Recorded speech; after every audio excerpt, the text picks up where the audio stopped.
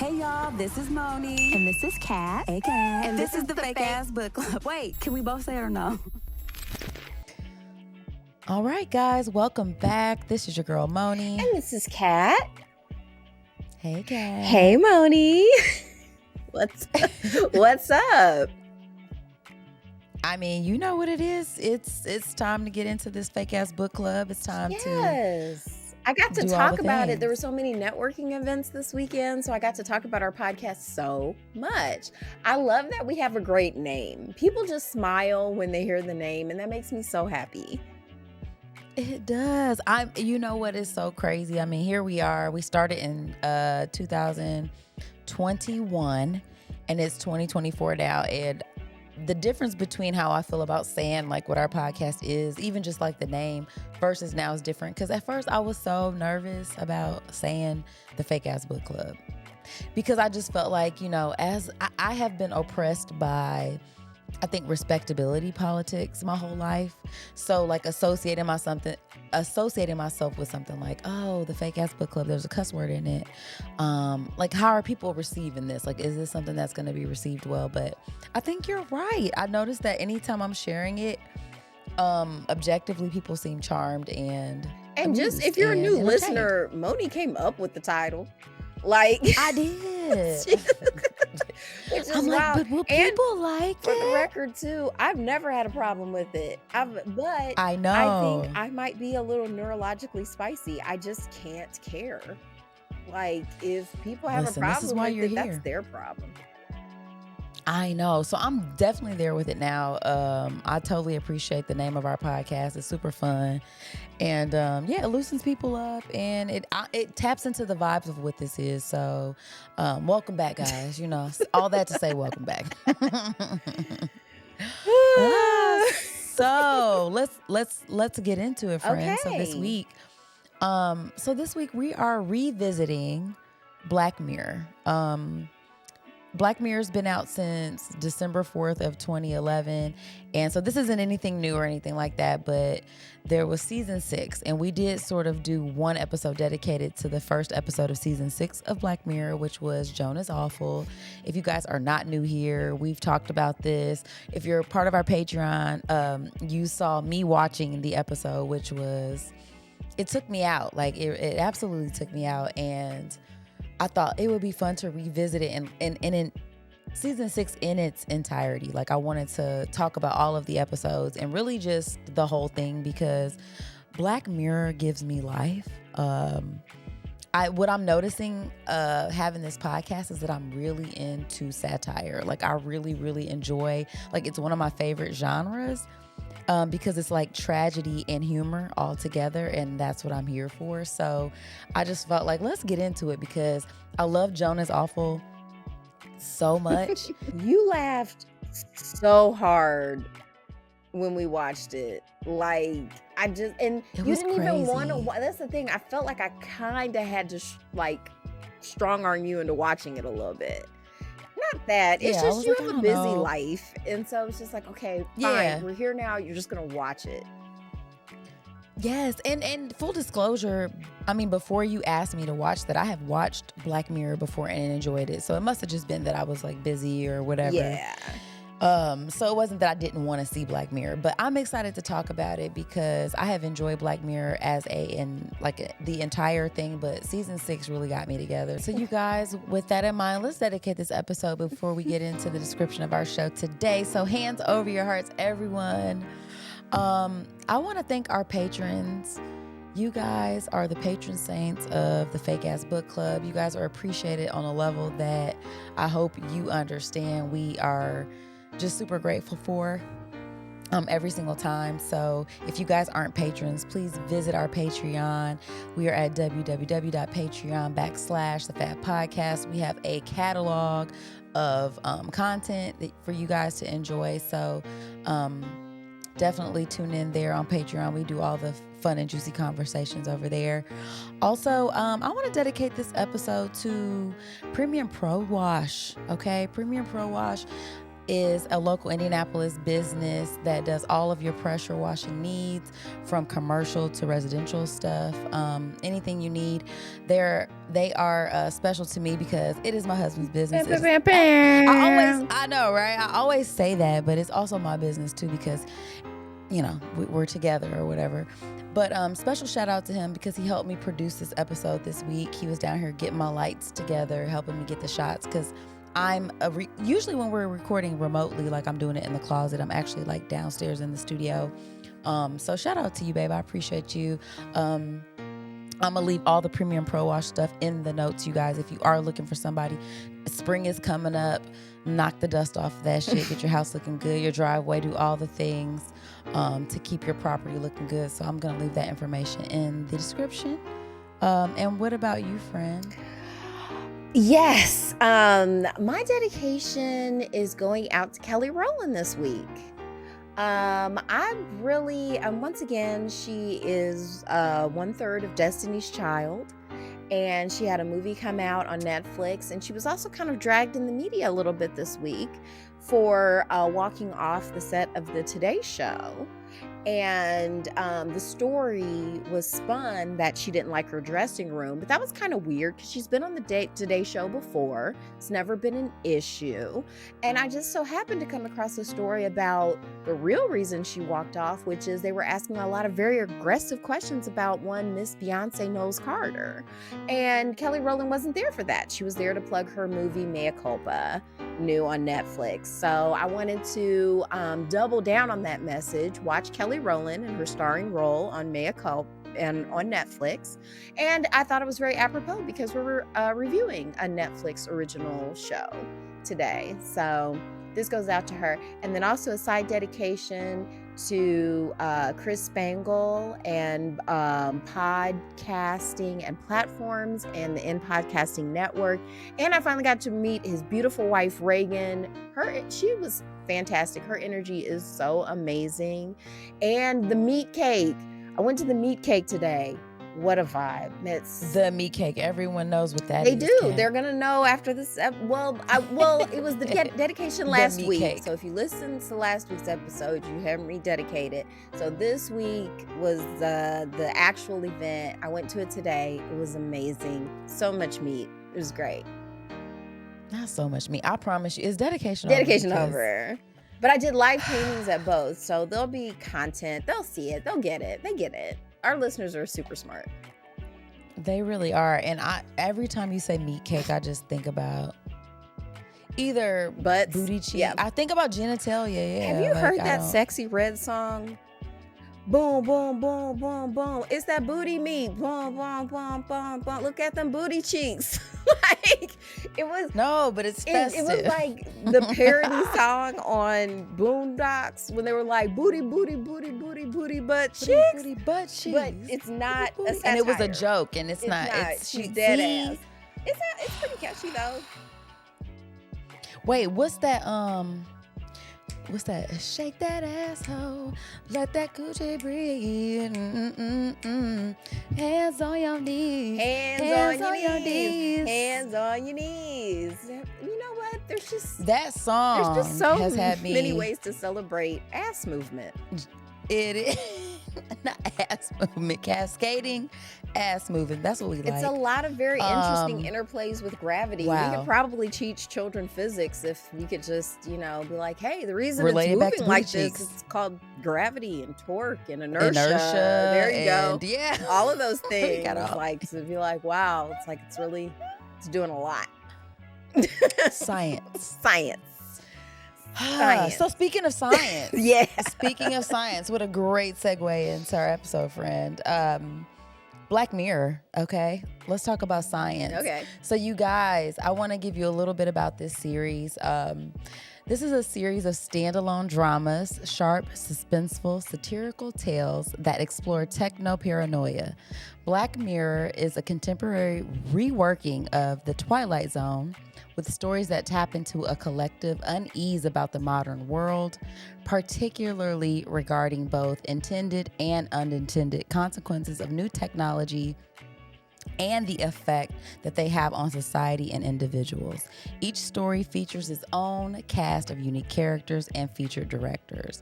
And so the creator of this is Charlie Brooker. And it's speculative fiction, science fiction, dystopia, satire, all of the things that are interesting and fun. And so specifically, we're talking about the 6th season. I'm trying to think about the first time I saw Black Mirror, because now you can correct me if I'm wrong, because I know you will anyway. The first episode I saw was the one where it was like this guy had to do something strange in front of he was the prime minister. Political That was figure called the who had to, national anthem. say, So that's season 1, episode 1. boom. When I saw that, I said, what the fuck is this? It was bizarre. I usually tell people, don't watch that one for your first episode. You said that to me. I did? You said Okay. that to me. You did, and I did it anyway. And I didn't realize that it was an anthology. I didn't realize that each episode was its own thing. So I thought, oh God, where do we go from here? You know what I mean? Where the fuck do we go from here if this is where we're starting? But with that in mind, I really appreciate and love Black Mirror for its mind-bending sort of what the hell am I watching? It's I'm so uncomfortable yet entertained, but amused, but horrified. When I say it, all of the emotions are had when I'm watching these shows. It's a full-on experience. And I think that's the part of Black Mirror that I love the most, is that I'm but I want to see, but I don't want to see. Because it doesn't, so you're not predicting what's about to happen. No matter what. You're just what is going on right now? Because the whole time I'm watching it, because the first episode I ever saw was actually, because people been going on and on about, it's oh, so good. I'm all right, blah, blah, blah, blah, blah, so good. So finally, which episode did okay, so I jumped on the bandwagon season 4, because I saw a thumbnail for it, and it was clearly a parody of Star Trek. So I was oh yeah, okay, well, you got me now. So it was the USS Callister and so I watched that, and I was oh, this is good. So I was so then I went back and I watched, I think the next episode I watched was with my son, Shut Up and Dance. And that was about the young kid who got the virus on his computer, and it was making him do a whole bunch of stuff around the city. Yeah. Oh my God, that was terrible. That one was crazy. So after that one, I was okay, I'm just going to watch all these. So then I went back to the first season 1 episode and watched that one. But it's a British show, so they don't do a lot of season or episodes per season. The first season only has 3 episodes.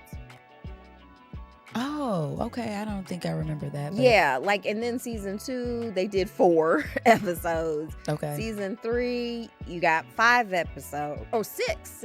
Season 3 had 6 episodes. Season 4 had 5 episodes. Oh, no. 6 episodes, season 4. And then I think COVID happened, because then season 5 had 3 episodes. And then we got season 6 with 5 episodes. Yeah. Starting with Joan is Awful. Which was the creativity. That's what always gets me. Can we start there, friend? Yeah. Okay, so let's start. We're talking about season 6. Season 6 starts off with Joan is Awful. Like I said, we've already reviewed this. And so I thought, you know what? Let me rewatch this, because, again, if you're on Patreon, you get to watch me watching it for the first time. It took me out. It was so wildly uncomfortable. So, if you've never seen Joan is Awful, do it. So the thing that gets me about Joan is Awful in particular, so this episode it sort of taps into your fears about AI and artificial intelligence, and kind of what the Hollywood screenwriters and all of that stuff, why they were on strike, right? So there's this fear that AI is going to take over your jobs or whatever, and that there's going to be this mediocre content that sort of takes over. And this is specific to actors and people that are in the field. And the thing that takes me out is that in this particular episode is like, no, this is not just affecting actors and writers. This is affecting normal, everyday people like ourselves, which makes it even more terrifying, in my opinion, because it's like, you know, as consumers of, you know, the arts, or saying like, you know, you have all these subscriptions to things like HBO Max and Netflix and all this stuff, and there's all these user agreements that you're not looking at. Like, you're just signing up for this shit to use it, and come to find out, like, in the fine print, it's like, I can use your life and your likeness to make content. Sure can. And you can't do anything about it. It was just, and there's nothing you can do about it. So it. this lady, man, Joan, her life, well, friend, So, friend. It was, well, it was awful. awful. It was crazy to me. Like, it could have stopped if she had got rid of her phone. To me, that was always the interesting part, where it was like, well, why don't you get rid of your little spy device? You can't, though. You can't. Okay. Because you're inexplicably linked to it. For some reason, it's like that never even occurs to you, because you're like, no, I need this. This is part of my life. This. Yeah, this is, I mean, are you kidding me? All in all, it worked out.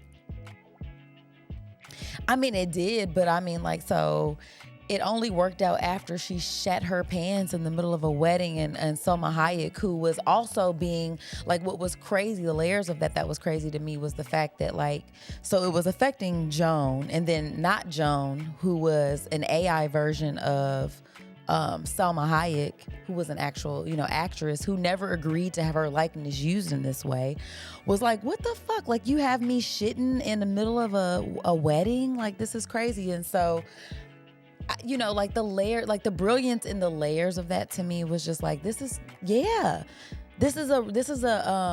you know, I think that we get to the point where we dehumanize people who are actors and actresses so much, to the point where we feel like, well, that's what they get. You know, they sign up for this. But then also, like, when you as a user of this technology sign off on this, do you keep that same fucking energy? You still feel like that when your life is on the line, when they have you out here and the fuck shit that you are involved in your life? And or even if it's not, they're just dramatizing your life without your consent or whatever. I'm sure that hits different. And so, because I always feel like this compassion toward people who decide to live their lives like in limelight. Like, I do understand that, like, there's a certain level of, like,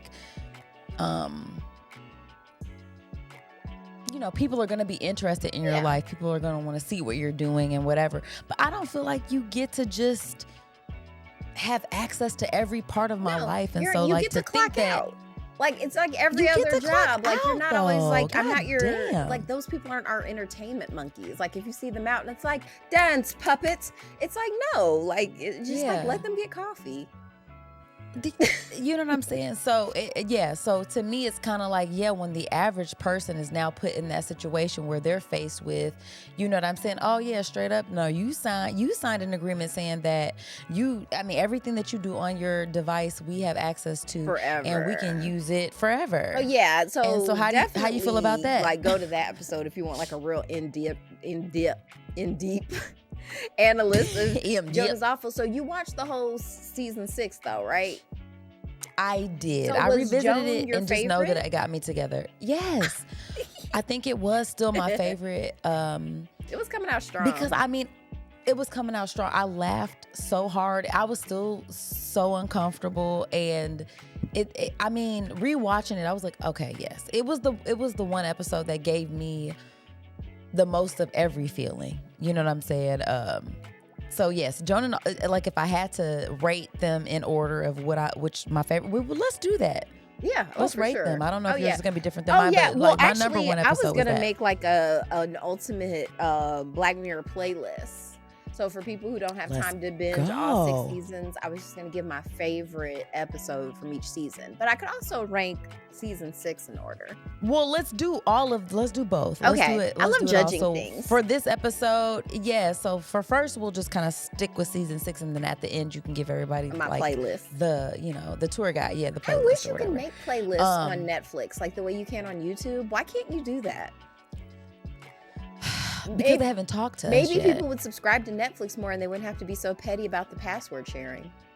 Thank you. It's like, are you sure? Are you at home? Are you on vacation? Don't worry about where the Get out where my the business.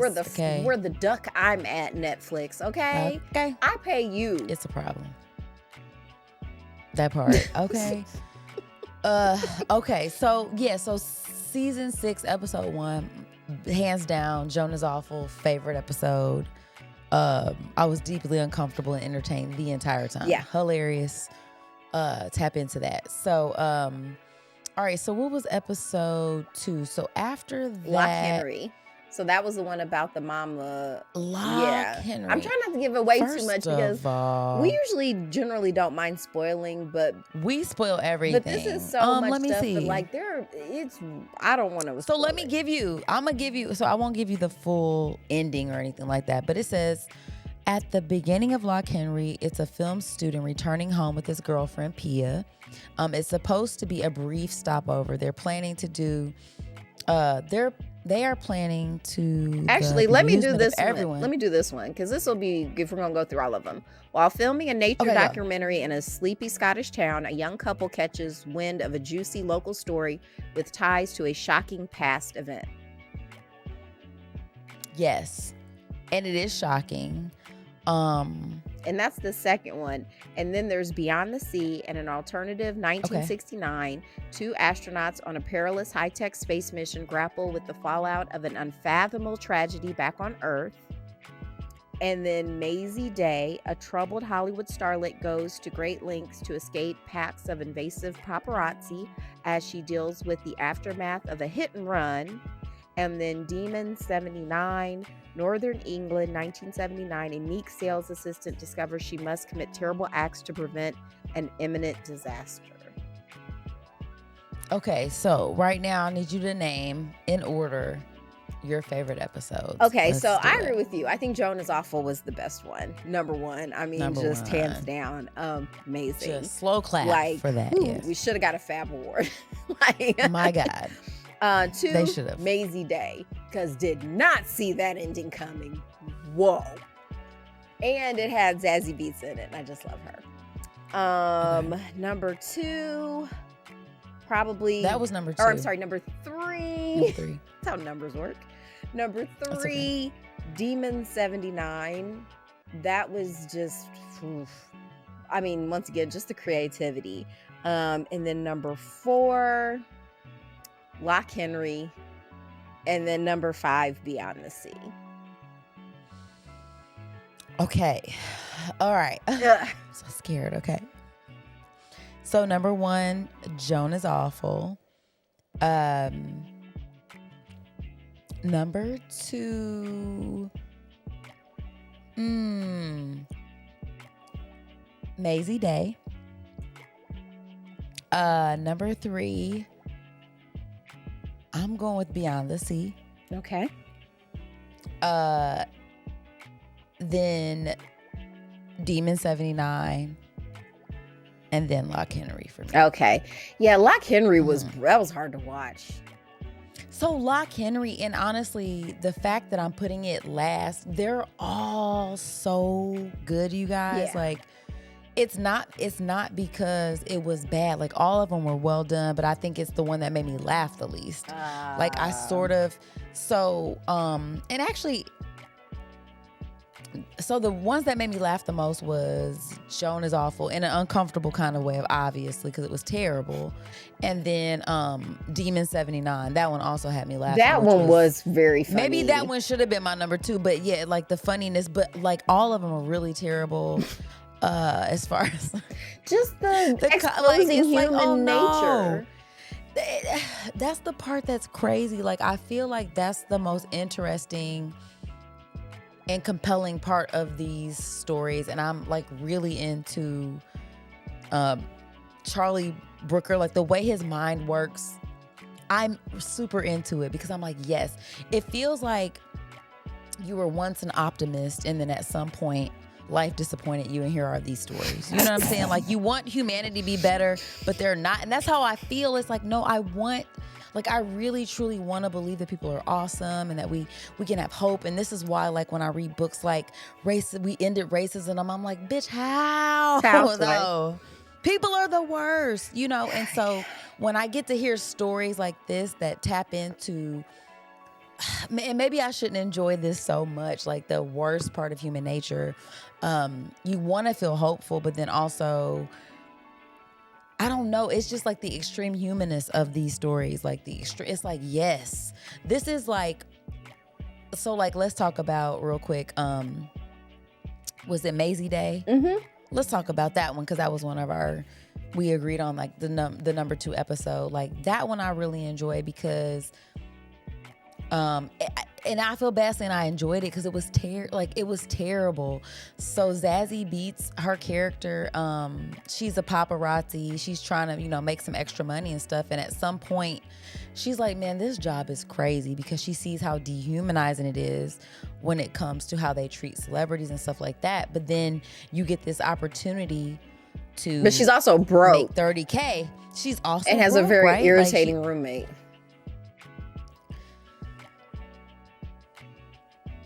Okay. Yes. She has a very I'm trying to think what was happening with the roommate. Her roommate. What was the roommate complaining about? He was complaining about her, like, he's like, well, you're cooking like really strong food. Like she would just like saute like garlic and ginger. That's true, but that was a theme. I also noticed that being a theme. And what was the other Demon 79? Remember, old girl had to eat her lunch in the back room because of the smells of her ethnic food.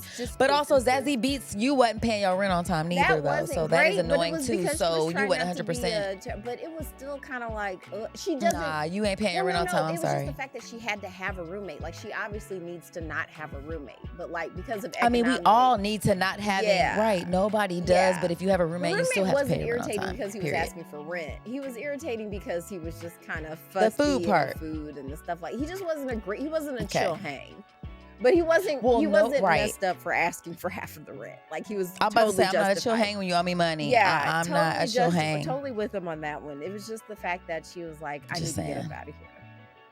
And he might have been honing in on the fact that your food stank to him because you owe him money. Maybe he wouldn't have been as honed in. So like, I'm just saying, but. Needless to say, she had a terrible job. You know, she obviously needs the money or whatever. And, you know, that particular episode kind of taps into so like a lot of the episodes are more into like technology and stuff, but I like how it sort of, how we were talking about celebrity culture and how we sort of make into deities. Deify. I'm drunk a little bit. Thank you. I was like, there's a word for this. Deify. Celebrities, and it's like they're just people, though. You know what I mean? Like, and how I can hit a lick if I get a picture of this girl who's trying not to get her picture taken because she's going through a thing, and they try to make you think like she was like in a hit and run, and like she's trying to duck because of that. But it's like, there's a secret reason why she needed to isolate, and then it's like, I wasn't ready. So good. They didn't let her, and they found her, and they really found her, and it was terrible. And everybody got it. Everybody got it, and I thought to myself, seeing that episode, what is it about people that we want to see people at their worst? I think the only times that happens is if you don't feel good about yourself. Because quite honestly, I like when people are doing well. Like, I don't want to see people doing bad. I hate it when I think... Maybe I might have more mirror neurons than the average bear. So what is that? Mirror neurons? Mirror.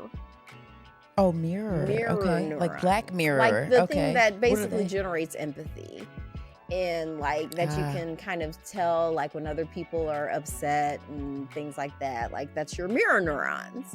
Because you'll be like, oh, like they're making a sad face. That means they're probably sad. That would make me sad. And so a lot of times I don't like it when people feel bad. So I'm not usually able to pile in on that. I usually only like it when bad people feel bad. Like when Trump got COVID, that filled me with joy. Or when the January 6th attackers like got arrested and stuff like that. That was kind of fun. Jail. But like generally, if you're just a normal person living life, I don't think you deserve to be miserable or feel bad. Or even if you're a celebrity, like this idea of we like to build people up just to knock them down. It's like I think that he plays on that though, and I really do enjoy that he takes, the creator of the show, like takes the time to, what is it, Charlie Brooker? Yeah. I love that, because I do think that is a human thing, right? Like, you want to build people up so you can tear them down. And so, like, to see the prime minister having to perform a sexual act on an animal or something in order to save somebody, like creating that pressure and stuff like that. People want to see the downfall of other people, and it's just super wild. Or even just, even though Lock Henry was, I ranked that one the fifth. That was just like the scariest one. Well, maybe Maisie Day. Maisie Day was pretty scary too, because that's the thing. Like, sometimes they're scary, sometimes they're not. They all have a sense of scariness to them in different ways, because with Lock Henry, it was, they went to this quaint town to make this documentary about, one thing, and it ends up being something else. And it involved the young man's like family and stuff. Like, there was this serial killer in their, they were doing a true crime documentary. People love those. Basically people love those. That's weird. And we've talked about this on the show, how we have an issue with, and it's not that I have an issue with people being fascinated in a way, but it's just like how it tends to turn into some weird shit where it's like we're now, I don't know, like we're wearing the glasses of the VR, the murderer. Oh yeah. Or no, like we're now like, it's like what is the word for that? It's like we're turning it into a caricature. Like, I don't want to caricaturize somebody who was a mass murderer. Oh, like, I don't want you. to throw on the glasses of the dude who was eating people. Oh, Jeffrey Dahmer. What was his name? Yeah. Like when that came out, and then like now there's I'm not interested in like that shit experience. I don't, you know what I'm saying? But like, that's what happens. Yeah, that's what happens. People get, and then it's like trauma porn in a way where it's like, you're taking the worst moments of somebody's lives to make it into entertainment, and people are just like, yeah, you know what I'm saying? Just how super weird that is, and how dehumanizing that is, and like, what is it about the human experience that puts us in a mind space where we're like going hard about that shit, like to the point where I'm about to buy the fucking Dahmer glasses. Like, that shit is weird to me. I don't like that. Like, the idea that I would be contributing to that in a way. And so I'm drawing the line there for myself. So, but maybe there's other ways where maybe I'm perpetuating it, because it's like I'm willing to watch certain other things. I mean, we're all hypocrites, but I'm just saying, like, what is it about human nature that makes us like that? That shit is wild. I think the only way, like, that's why it's so important to take care of yourself. Because I feel like when you, shout out to King K from Drunken Nights, like that thing, it's like you can only love people to the extent that you love yourself. So like, when you're really loving yourself, like, you kind of want other people to feel good and love themselves.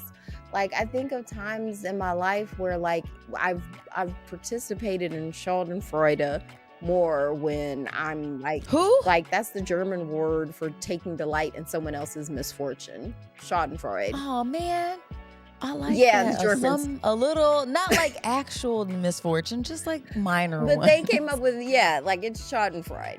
And so Schadenfreude. So but like now, like, since I'm like, I don't know, I'm doing good, I want other people to do good.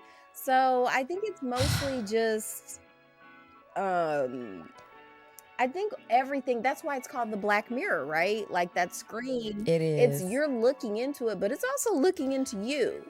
So That's the part that gets me. It's like, we're the worst. back into you. So I would definitely, I think it's that. So if you're reflecting that hate back, it's just because that's what is, you know what I mean? Like, if you're honing in on everybody else's bullshit, it's because that's what is coming out of you. But it's like when you're, period, like, just try. And I think it becomes familiar. Like, there's just, we talk about all the time on the show about how people don't like change. So that's the other thing too. It's like, if you're used to things being kind of messed up, you don't want to change it. Even though life is change. Life is change. Oh my gosh. Okay, so Lock Henry, we ended up talking about that one, a little bit about the Maisie Day one. What about Wait, where's the one? Oh, Beyond the Sea. What did you think about that? I thought one? that was like amazing sci-fi. I did too. Yeah, that was great. Really well written. They had what's his name? Jesse Pinkerton from Breaking Bad. He is such a good actor. He did a series on Hulu. Aaron Paul, Josh Hartnett. Okay. Or Hartnett. Josh Hartnett is the other one. Okay, so Aaron Paul is he was Jesse good, from Breaking man. Bad. He did what was that show called on Hulu? Well, it was about Scientology, but they couldn't call it that. It was called like The Oath or something like that. It was so good. But he's a very good actor. It really got into sort of the nature of marriage. Like just the idea of just how hard that can be, of jealousy, of trauma, of trying to be human connection, or in general. Because when they would be in space together, and dude was kind of like, I don't really want to let you use my body again, quite honestly. Like, and I mean, so let's get into this story just a little bit too, because I'm curious to know what you think about this. Because so this is set in 1969. Two astronauts are midway through a 6-year mission. Although their bodies are stuck in a cramped spacecraft, they get to spend most of their time inhabiting a pair of lifelike replicas of themselves on Earth. And one of them, so Jesse's character, or David, maintains an idyllic life with So David Hartnett maintains an idyllic life with his wife and 2 children, taking his Neil Armstrong-esque celebrity graciously. Cliff, or Paul, has a far more brutal relationship with his son and his lonely wife, Lana, who he's uprooted to live in a remote farmhouse. The mission proceeds smoothly until a horrific tragedy destroys David's family and his replica. And to keep him from despair, Cliff lets David begin to take short jaunts in his body back home. So this one got me because I'm like, this one really kind of taps into the humanity of just like, we are such social creatures. And so like when you think about a world where you're displaced from Earth and like you're actually and literally in space, but you have the opportunity to have these human experiences on Earth with your family and all that kind of stuff. And Jesse's character is really focused on his work. So, you see him visiting his life back on Earth with his wife and stuff and his son. And he's just, he's there, but he's not like there. He more likes the idea, because even moving them out to that farmhouse, his coworker was like, why'd you do that? She's obviously a social butterfly. But maybe he knew that, like he wanted to kind of isolate them. Like a lot of times that does happen. Like a lot of people, like they feel like your relationship means like you're just for me. Like it's almost kind of like I want to have you in a cage and just trot you out for when I want time with you. But for the trot you out. That's trot. That is a funny word. Trot. But but Thank yeah, you. the idea, he wasn't really living his life in concert with reality. He had an outside sort of idealized version of his, like, yeah. I know you don't watch this, but for any listeners who've ever watched the South Park Tegrity story arc with Randy, where he starts a weed farm, and he's, calls it Tegrity Farms for integrity. And he wanted to have this sort of like, we're going back into the country and we're going to have a little farm. And it's like this kind of idea of living like sort of a simpler life or whatever. And his family hates it. Sure. And so, yeah, I think he had this idea of like, yeah, I'm integrity. I'm a man. I'm going to chop wood and do all this kind of stuff. And it's kind of like, his wife is like, I'm a city girl. Like this. Yeah, and this is kind of whack, and our son hates it here. Yeah, like he's bored, I'm bored, you're in space. Like, you're in space, my guy. So what's crazy is that his counterpart that he's in space with ends up, for some reason, like his family, I forget how his family ends up dying there, but they get murdered. But he was seemed by some sort of people who didn't think we should be going to space. Okay. They were like, and so terrorists. Killed his kids, killed him. We're not him. Well, yeah, him. Yeah, well, like his replica. Yeah. were and his crazy wife and stuff. And expensive to make, so they weren't able to get another replica for it. And of course, they couldn't bring back his wife and the kids and stuff. no, because they was gone. Yeah. And I just thought about the isolating feeling of that. Like, you're just in space with this dude, and this dude gets to go back and see his family. Right. So like the feelings you feel watching him being able to go back, and then getting the opportunity to go into his life and be like, bitch, you have a whole ass beautiful ass woman here. You've got a son here, like you're not even taking advantage. And then like he's down there and he's like talking to her and like, engaging her in a way where she's like, damn, you look like my husband and you're acting like you're actually interested in me. Yeah. Though. Like you see you're me. drawing like me and stuff. Seen. Yeah. Come on now. It just got real. I was like, oh, Yeah. this is crazy. And I don't know, like to me, I just felt like it was brilliant because it just taps on so many layers. But she's a very good actress. I remember she was on Poe. Oh, because she's very good at playing the slighted wife. Oh, I don't remember her on Pose, but I didn't see first season of Pose. She was the wife. She was married to the guy who was seeing Angel. That put Angel up in the apartment. Yeah, remember she hunts Angel down and was just like, "What is up? Why are you sleeping with my husband?" And she's like, "Girl, he's just interested in me because I'm trans." She's like, "Bitch, you ain't trans." And she's like, "Oh, thank you." Like, right, but let me show you my piece. You know what I'm saying? Yeah, like, yes, I am. Totally. So yeah, she was on that first season, but she didn't come back for the other seasons. I think they just needed more white characters to sell the series. And then once the series picked up steam, they were like, okay, thank you, whites. We're going to be gay and black now. Appreciate you. Yes, thank you, everyone. Thank you. Or I'm sorry, queer and black, because it wasn't queer and black. Okay. No, but so this episode to me was just fascinating. I won't give away how like the end of it, but it's like I understood every part of it. Like when I put myself in each person's point of view. Yes, it was like, like of course you do. Yes, because like I'm here now. Like, because in real life, children, listen. Like it's so easy when you're young and you look at adults and it's like, what is the problem? Like, why are you messing up? Like, get it together. And then I can't. When you're an adult and you have to deal with these situations, I feel like people are so hard on themselves. It's like, oh, I didn't do this, I didn't do that. I get on you about this all the time too. It's like, no, you are sitting upright. You have like seriously, going out into the world takes so much. Like every day this is me. Oh yeah, every day it's a battle, it's a struggle.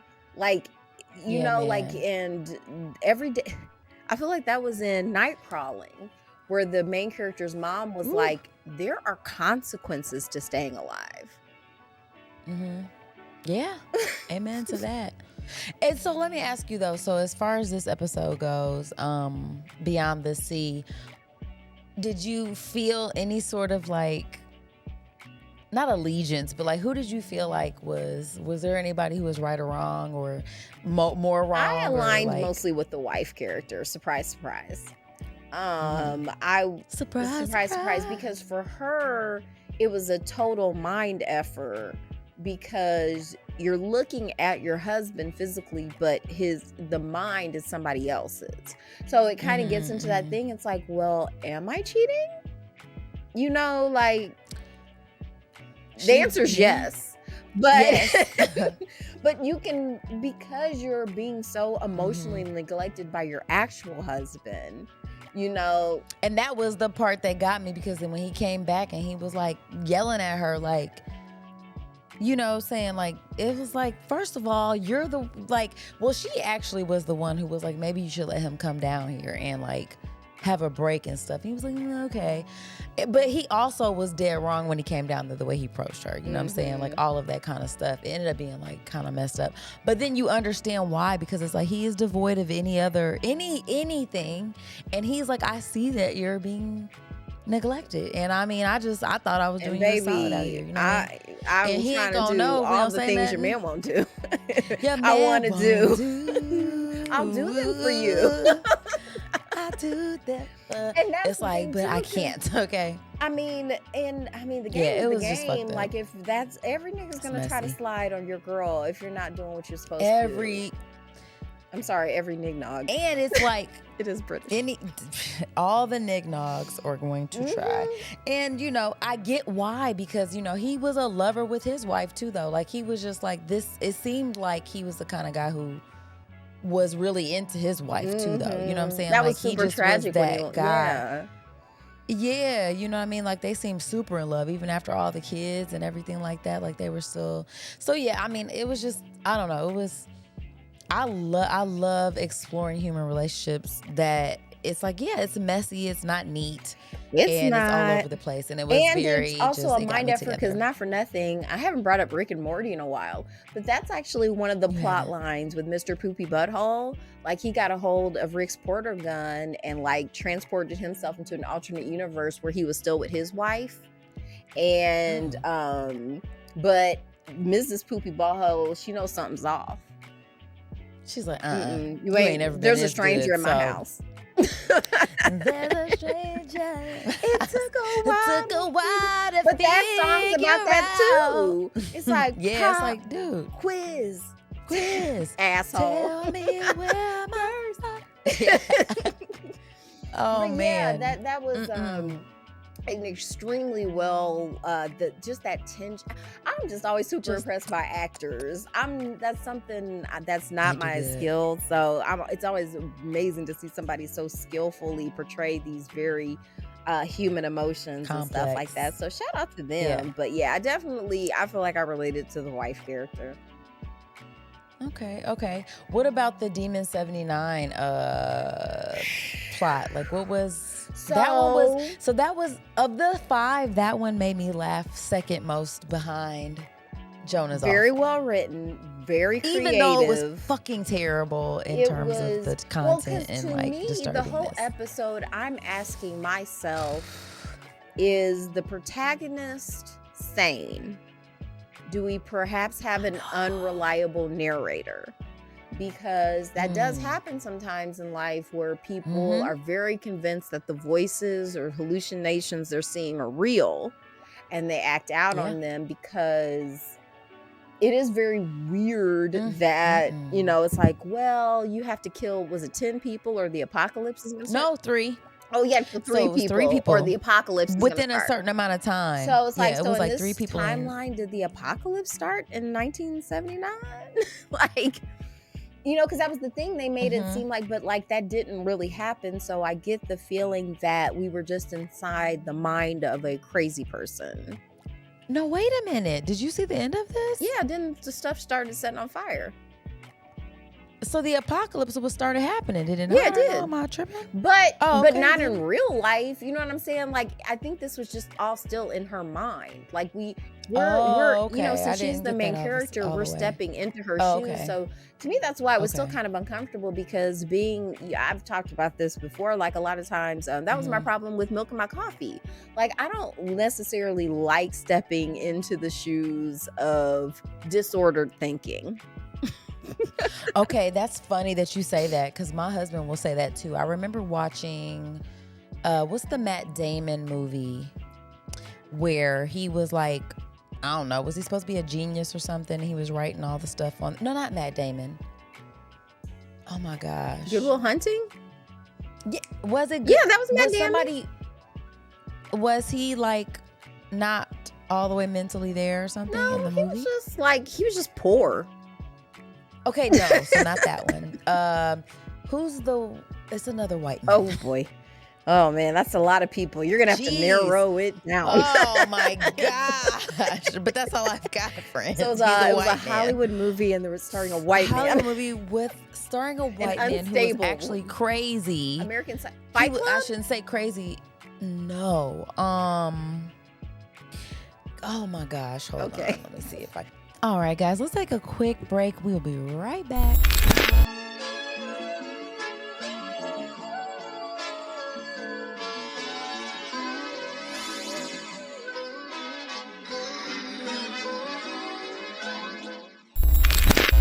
All right, guys. Well, we're back from the break, friends. Yes. Okay, so I was trying to think of the movie. Because you said, it's hard for you to get into the mind of I just don't enjoy it. I can do it. I just don't enjoy it. I don't like to step into the shoes of disordered thinking.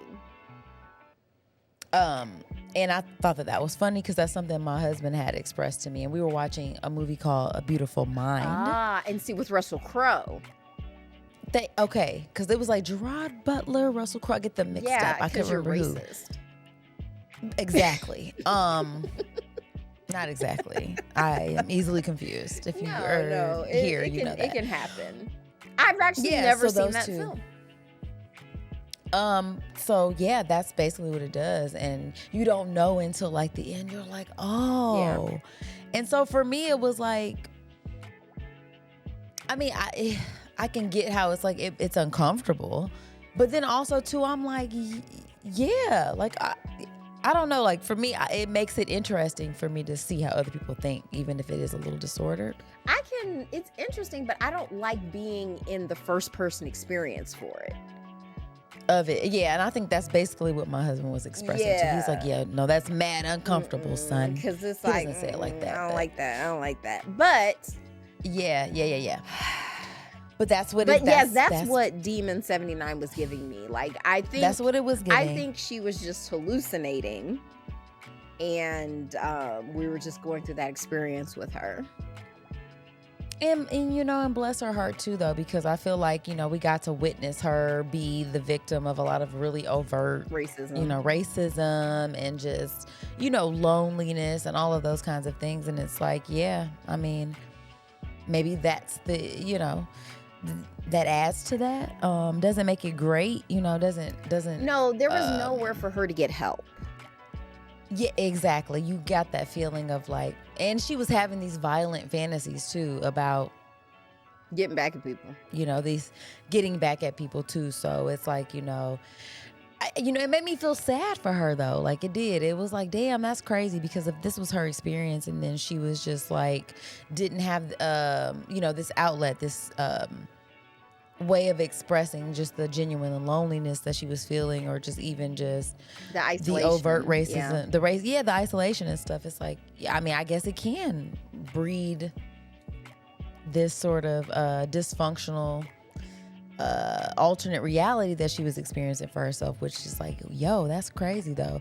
And to think that like that's not like exclusive to any person. It's not like this is something that only happens to this group of people. Like that could happen to anybody. So from that standpoint, I'm always like, wow, that I'm glad to hear these stories in that way, because it's like, even though it's uncomfortable to experience it in a firsthand sort of way, it's like, yeah, though, like this could happen to anybody. Yeah. This could be you, motherfucker. Easily. Like, I guess that's what's scary about it too. So it's like, damn it. Like, I'm not crazy and now. That's what yes.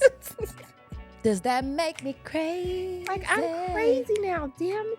Yes, you're crazy now. I think that's the part that my husband doesn't like either. It's like, making yourself feel like, to me, it makes me feel more human. It makes me feel more connected to humanity, because it's like, I feel like for the most part, we are one situation away from being everybody that we observe, even if it's people that we don't understand or people that we hate. It's like, yeah, you're a few scenarios away from fucking being crazy. Yeah, or just one. And that's wildly uncomfortable. Or just one. Head trauma. That's why I lightweight don't want to ride bikes. I'm clumsy, and if I fall and hit my head, here's the other thing. I realize too, I'm a different now person. That I've kind of hit the serotonin lottery. Like, my brain chemicals feel great. I like don't want to mess that up.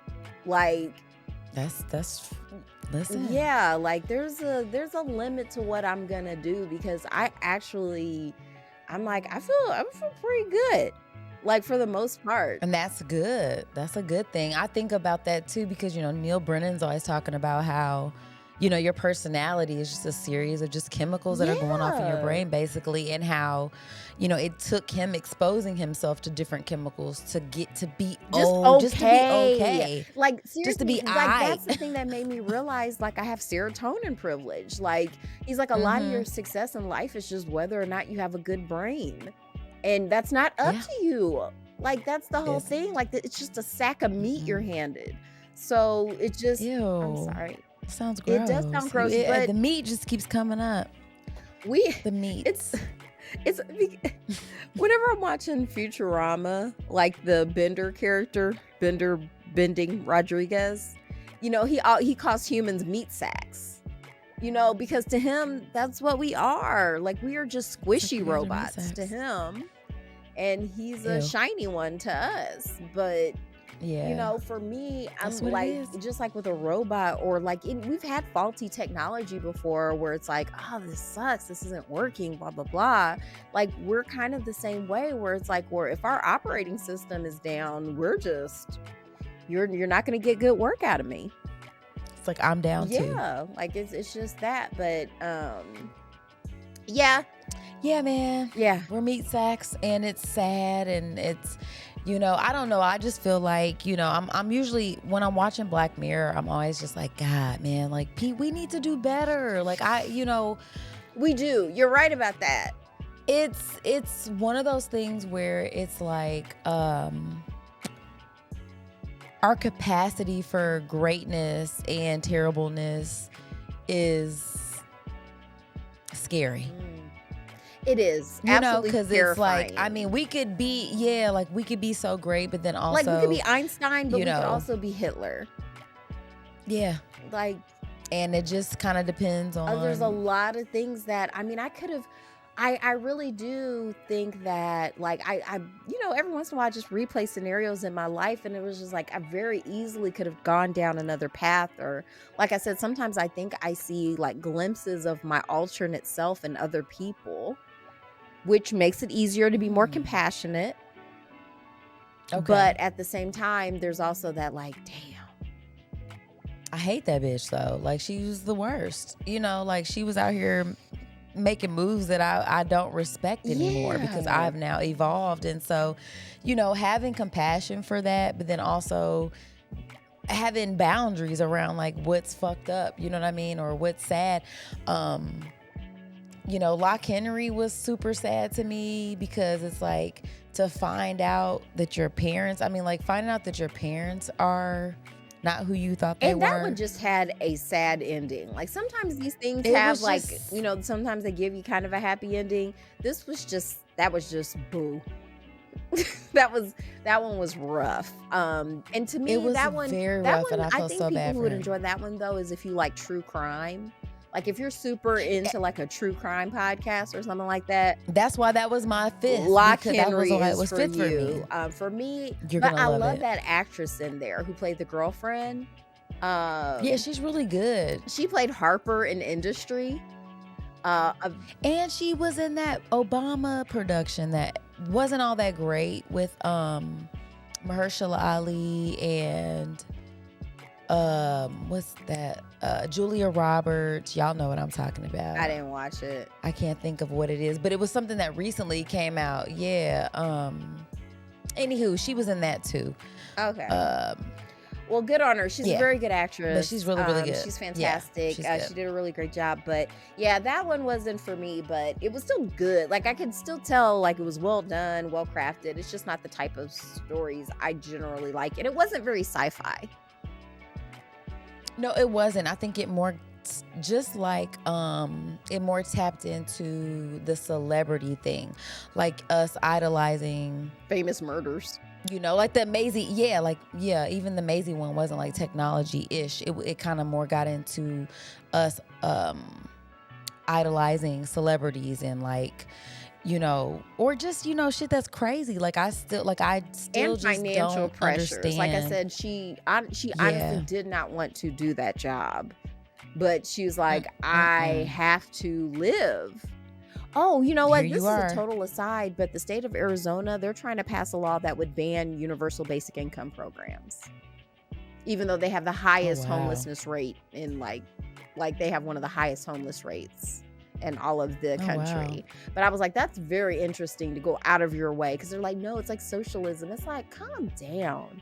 Like, y'all are just, the thing is, they're just buzzwords, and it's like you don't even know what it is. It's kind of like woke, and it's like it's like we're gonna just like be woke and have social programs. It's like, yes, bitch, you're part of society. Yes, let's be awake and because that's the thing too. That's what this also made me think about, is like how society. It's like, is this a critique on society and why it's the worst? And it's like, But is not having society better? No. I don't think so. I mean, they're both, again, like there's just nothing is going to be all good. Like these are it's just systems work, that have to y'all. be maintained and honed. Period. Over time. They will need to be changed because our Period. situations will change. We can't just keep doing the same stuff we've been doing since the 60s. And we have to be willing to look at it and say what's fucked up about it and call it out and try to change it too, though, because if we're not willing to look at the worst aspects of the way that we express our human experience, then that's a problem. To me, it's just like if we can't say, well, maybe we shouldn't idolize, celebrities or make them into these deities or whatever, and maybe we should be holding people accountable for stuff, no matter what their station is in life, no matter what kind of art they create, no matter how entertaining they are, or how hot they are, or how hot they are. Like the Maisie, what was it? The Maisie Day, Daisy May, whatever. That one got me because I'm like, the celebrity culture, like our obsession with like capturing the moment of a celebrity doing this or that. It's like, these are just people though. Yeah. Like these are just people, man. Like, and to expect them to be your entertainment monkey at all times. At all times, like, and I think that was the thing that she was grappling with. But then at the end, it was kind of like she still like gave in to the whole thing. I was like, this is it. It was like, it's disgusting and I'm repulsed by it, but it's also intriguing because it's like, this is us though. It's that whole Black Mirror effect of you observing yourself, and it's like, maybe I should be better. Like, that's how I feel when I'm watching this. I'm like, this makes me feel like, you guys, this is like, hey, this is us right now. Like, and, nudge. Yeah. This isn't looking good for us. Like, we are not, this is not But I feel okay. as far as like anthology programs, though, this is like some of the best. Speaking of anthology programs, well, not anthologies, but there's 2 programs that came back this month that I'm really excited about. Tell me. Curb Your Enthusiasm is back for its final season. Larry David. They had a whole petty ass episode about Wordle. I was so freaking happy. Really? I haven't seen that. Oh boy. Oh, I was when the episode it. started and they're doing Wordle, I'm like, I'm gonna like this. I'm gonna like this so much. And and Bellies and Bullshit are back. The our local podcast here in Indy, that's one of my faves. So they're back. So that made me pretty happy. So shout out to the shows, but I think we should wrap up because I want to go bed. Listen, that's fair, friend. Okay. So let me so should we rate this then? Really quickly? Because we came correct today. So yeah, we did. I'm giving it 5 out of 5 cracked screens. Damn, I like it. If I had to rate it, I'm giving it 5 out of 5. Well, Jones streaks in the front. So maybe it's 10 because I'm gonna call those rogue. Those are rogue streaks. Those rogue boys, man. That's definitely that rogue shit, from the X-Men. Joan was the worst, and so was Streamberry, just like I have always said. So that was crazy. Really love Black Mirror. You know what I'm saying? Like, that has got me together. Thank you, Charlie Brooker, for sharing that. Like, that's a lot of work. I can only imagine. This is so good, so it has to be a lot of work. That's what I'm saying. Even 3 episodes, I'm lucky to have. Yes. So, like, whatever you give us, I'm happy for. Just what a work of art, and what a chef sort kiss, of no notes. Yeah, like, thank you for gathering us by our roots and exposing us to ourselves, because I think that is really. I think art has a really great opportunity to show us ourselves if we're willing to look. So, really enjoyed it. All right, guys, we're gonna spin the wheel. Spin it. Ooh, and you know what? This ties into Netflix too. Even though it's a book, Survival of the Thickest by Michelle Buteau. It's also a Netflix series that is also really good too. So I'm really excited. I've watched the series, but I've never read the book. Okay, I haven't watched the series, but I started listening to the book, and I'm excited to talk about it because I've enjoyed her and I've seen her around, and I'm like, you know what, let's get into it. And we actually deserve some like lighthearted comedy from a beautiful, and it'll be a good way to start Women's History Month. Absolutely, it will be. So I'm excited about that. So yeah, this will be a good read, and hopefully you guys will tune back in to hear us talking about that book. Hopefully you enjoyed our episode today.